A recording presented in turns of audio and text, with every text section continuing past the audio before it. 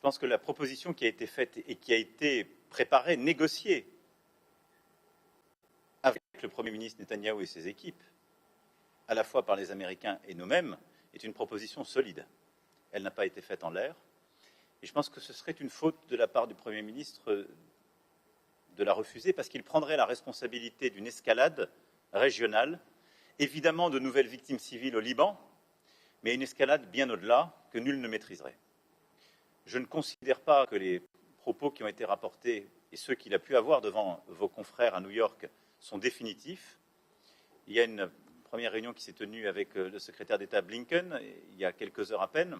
Nous allons poursuivre les contacts et en étroite coordination avec nos partenaires américains, tous nos partenaires mobilisés, dont le Canada, et en échangeant à nouveau nous-mêmes avec les Israéliens, nous allons tout faire pour que cette proposition soit retenue.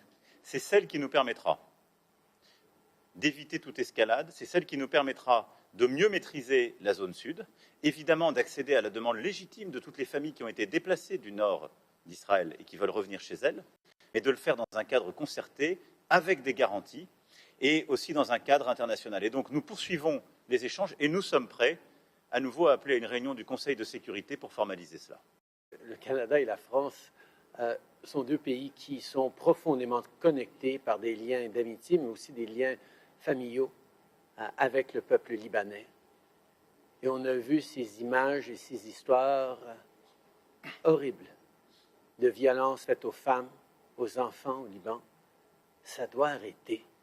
C'est pour ça que nous nous sommes engagés ensemble pour appeler un cessez-le-feu immédiat pour finir avec la violence et du côté d'Israël et du côté d'Hezbollah. Nous devons voir de l'action pour ramener la paix et la stabilité au Liban et surtout aussi pour empêcher une escalation encore plus grande dans la région de violence et de morts d'innocents. Semaines, mais il est encore temps de quitter.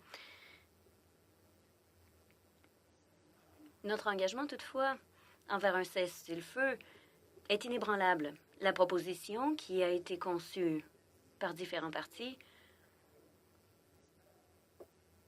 est toujours là et nous nous attendons et nous espérons que toutes les parties cessent cette violence et permettent de désamorcer la situation.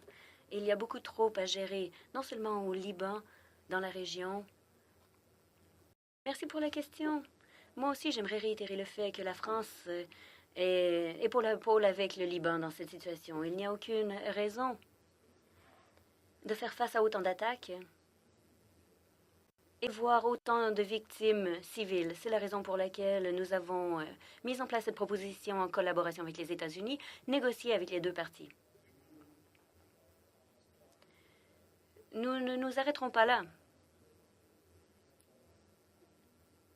Je ne crois pas que les premiers commentaires soient définitifs. Les premiers commentaires d'Israël, nous allons les encourager à s'engager et à mettre en place un cessez-le-feu pendant 21 jours, puisque c'est une occasion unique d'aller de l'avant de façon diplomatique afin d'assurer la sécurité des gens des deux côtés de la frontière. Ce que nous ferons,